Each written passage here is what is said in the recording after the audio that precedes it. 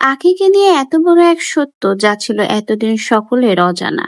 শেষমেশ সেই সত্য এবার তিশা ফাঁস করে দিল। হ্যাঁ ভিউয়ার্স, রিসেন্টলি সোশ্যাল মিডিয়াতে তিশা আখিকে নিয়ে এমন একটা সত্য ফাঁস করেছে যেটা হয়তোবা আপনিও জানেন না, কিন্তু আপনি যদি একবার জানেন তাহলে শুনলেই অবাক হয়ে যাবেন। তিশা জানিয়েছে, তোরা আরো যারা আছো লাং ভাতার সবাই নিয়ে আমার পিছে লেগে থাক, তাও আমার বারটাও ছিঁড়তে পারবি না কালি।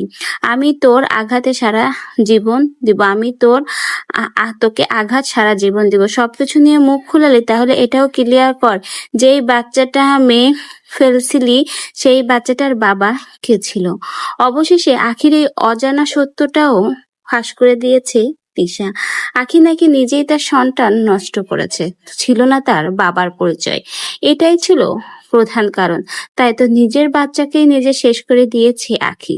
শেষমেশ এই সত্যটাও ফাঁস করে দিয়েছে তিশা। এখন কথা হলো, আসলেই তিশা যে পোস্টের মাধ্যমে আখিকে নিয়ে যে কথাটা বলেছেন, আখি নাকি তার নিজের বাচ্চা নিজেই নষ্ট করেছে, কথাটা কি সত্য?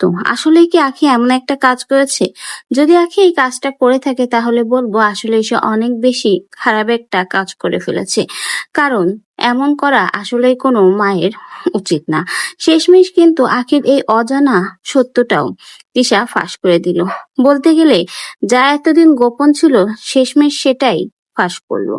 এখন অনেকেই তিশার দিকে আঙ্গুল তুলবে, আবার অনেকেই আখির দিকে আঙ্গুল তুলবে।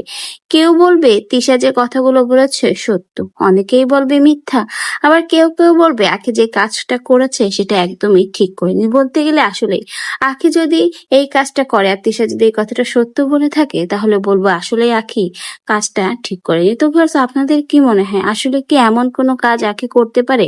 বাবার পরিচয় না থাকার জন্য কি একটা সন্তান আজ পৃথিবীর আলো দেখা থেকে বঞ্চিত হলো? এ বিষয়ে আপনাদের কি মন্তব্য কমেন্ট বক্সে জানিয়ে যেতে ভুলবেন না।